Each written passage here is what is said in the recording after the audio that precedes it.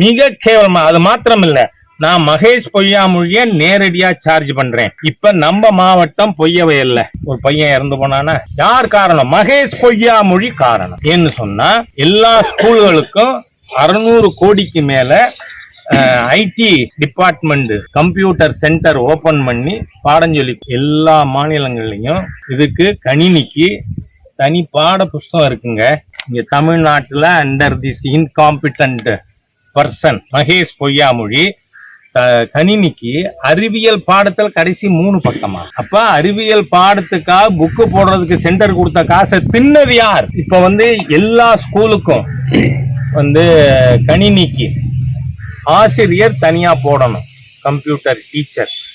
அந்த ட்ரெயின்டு டீச்சருக்கு central government ஏற்கனவே பணம் கொடுத்துருச்சு. அதனால்தான் நீங்க மாணவர்கள் கொடுக்கிற பணத்தை கொள்ளையடிக்கிறீர்கள் அப்படிங்கறதுனால PM ஸ்ரீ இதுக்கு முதல் 2 இன்ஸ்டால்மெண்ட் ரிலீஸ் பண்ணோம், கையேந்தி வாங்கியிருக்கீங்க.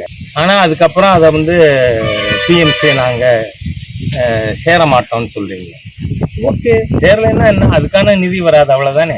நான் கேட்கிறேன், நிதி கொடுத்துருக்கு அரசாங்கம், மத்திய அரசு ஒரு ஸ்கூலுக்கும் கம்ப்யூட்டர் டீச்சர் போடுறதுக்கு 15,000 ரூபாய் சம்பளத்துல மத்திய அரசு பணம் கொடுத்துருக்கு.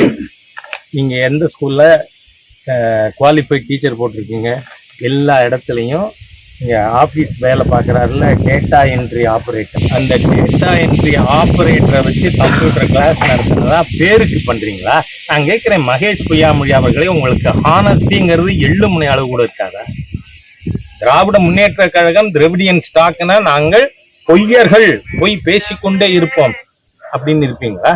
அதனால இந்த கல்வி துறையில 45,000 50,000 கோடி 20 ஹெட்ஸ்ல சென்ட்ரல் கவர்மெண்ட் ஃபண்டு கொடுக்குது. அதுல ஒண்ணுதான் PMC. நீங்க சேரலைன்னா நோ இஷ்யூ, அதுக்கான ஃபண்டு வராது.